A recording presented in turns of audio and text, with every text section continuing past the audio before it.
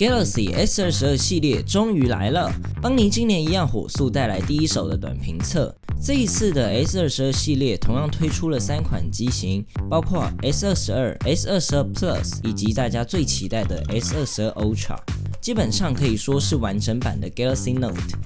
这一次的发表会，三星也同步带来了全新的 Tab S8 系列，包括 Tab S8、Tab S8 Plus 以及全新的 Tab S8 Ultra。今年邦尼一样也会尽快带来所有 Galaxy 新品的完整评测，所以立即订阅邦尼，千万别错过咯。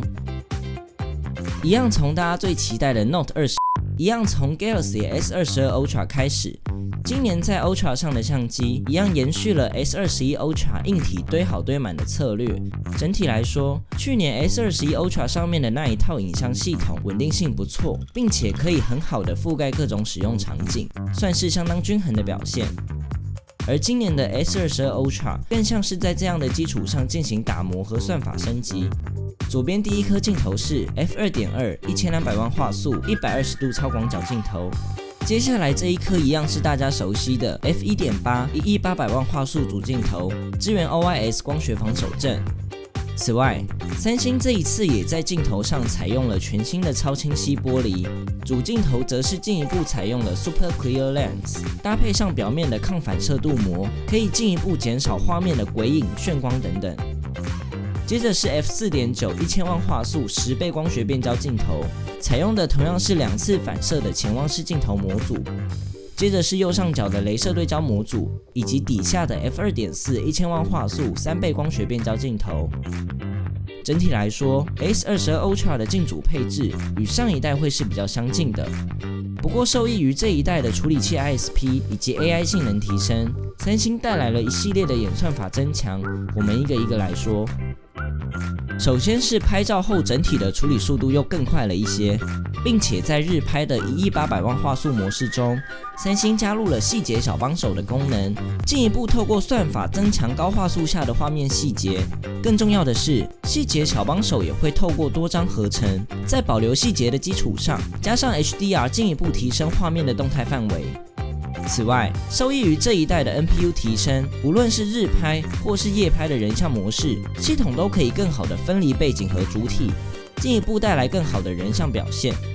对了，三星也正式推出了 Aspect RAW 的功能。整体来说 ，S22 Ultra 的相机就像是在 S21 Ultra 的好体验基础上再次强化，硬体改变不多，但多1年的打磨加上受益于处理器的升级，也让日夜拍、人像、夜景、长焦这些基础体验都带来了升级。不过实际表现究竟如何，就等待后续邦尼来测吧。顺带一提，邦尼也特别测了一下 S22 Ultra 一样是支援微距拍摄的，可以更好的应付竞拍场景。不过这一次官方几乎没有提到哦。而在录影部分，三星今年把主要的篇幅都放在了稳定和夜间录影2块。除了同样受益于处理器升级，比较值得一提的是，三星重新设计了主镜头这一颗大感光元件的 OIS 模组，也让 S22 Ultra 上的 OIS 位移范围提升了 58%， 并且搭配上全新的 VDIS 防手震算法，透过每秒数百次的位移侦测，带来了更好的防手震表现。可以从画面上看到，这一次的主镜头真的蛮稳的，并且这是在 4K 60下的表现。而在 S22 以及 S22 Plus 的相机上，三星换上了新的主镜头和长焦，两者的规格基本一致。由上到下分别为 F2.2 1200万画素120度超广角镜头，接着是 F1.8 5000万画素广角主镜头，并且支援 OIS。最后则是 F2.4 1000万画素3倍光学长焦镜头，同样支援 OIS。接着同样是蛮大的看点，萤幕。可以看到 S22 以及 S22 Plus 的正面边框是有点犯规的，几乎4边等宽。重点是边框还非常的细，不是把其他边拉宽做到4边等宽，是真的细，并且同样维持了平面萤幕的设计。而在体验上，两者分别采用了 6.1 寸以及 6.6 寸的 Full HD Plus Dynamic AMOLED 2X 欧极限全萤幕。而在亮度上，两者稍有不同。S22 支援最大1300尼特的峰值亮度，而 S22 Plus 则是达到非常惊人的1750尼特。两者也都支援120Hz 萤幕更新率。并且可以在10到120赫兹之间自动切换，达成省电。而 S22 Ultra 基本上就是三星秀肌肉的机种，采用 6.8 寸 2K 120赫兹 Dynamic AMOLED 2X 萤幕，同样可以达到最高1750尼特的峰值亮度。不过更值得一提的是，三星在 S22 Ultra 上加入了 Vision Booster 的技术。简单来说，就是系统会根据不同的环境亮度，动态的调整画面上的显示效果，让外在光源对于萤幕显示的影响降到最低。更重要的是 ，Vision Booster 也能避免暴力拉高萤幕亮度造成的细节损失。在萤幕更新率上 ，S22 Ultra 则是可以达到最低1赫兹，也就是每秒更新一次的表现。整体来说，萤幕还是三星很稳的一块。而在效能上，台版的处理器版本还要等待官方后续公布，不过应该就是 Snapdragon 8 Gen 1了。邦尼后续一样会带来完整的效能测试，千万别错过喽。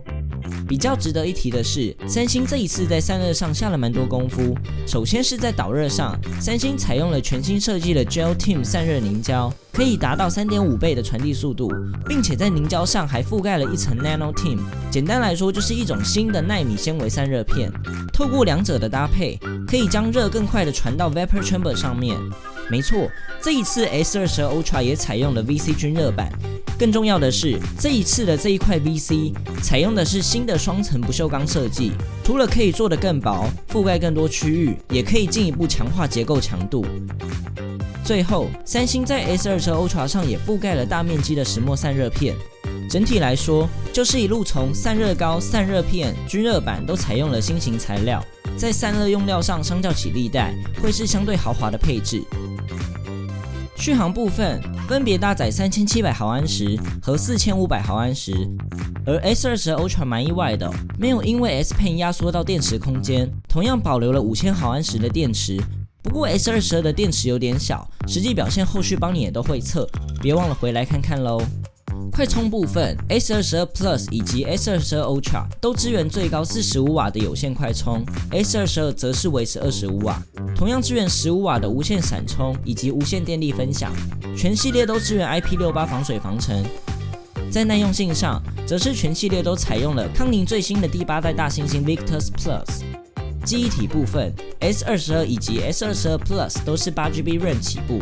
而 S22 Ultra 在256以上的版本都是12GB RAM， 今年新增一个8+128的版本，不过后续台版引进哪些规格，就要等待三星公布了。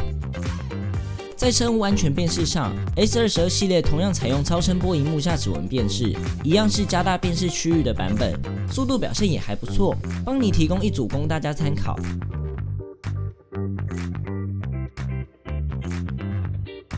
最后，这一次在 S22 Ultra 上最大的亮点就是支援了 S Pen， 并且跟 Note 一样可以收进机身里面。而在延迟上，这一代的 S Pen 降低了 70%， 达到 2.8 ms。此外，三星宣布再次拉长产品的维护周期，提供4代，也就是4年的大版本更新，以及5年的安全性更新，应该已经超出蛮多人的换机周期了。在选购上 ，S22 以及 S22 Plus 拥有粉、绿、白、黑4种颜色，粉跟绿真的蛮好看的哦。S22 Ultra 则是拥有红、绿、白、黑4色，这一次的特殊色，无论是红、绿、粉，真的都调得蛮好看的，大家之后可以到现场摸摸。关于台版上市消息，目前尚未公布。好啦，本期节目先到这里，有什么邦尼还没说到的，或是你想知道的，直接底下留言。邦尼将于近期推出 Galaxy S22 系列的完整评测，别忘了立即订阅邦尼，就不会错过完整评测啦。如果喜欢本集的节目，不要忘记订阅邦尼，并且打开小铃铛，及时收到最新的评测通知。当然，你也可以在 Facebook、Instagram 找到我们。如果还有其他问题，别忘了底下留言。那我们就下期影片再见喽，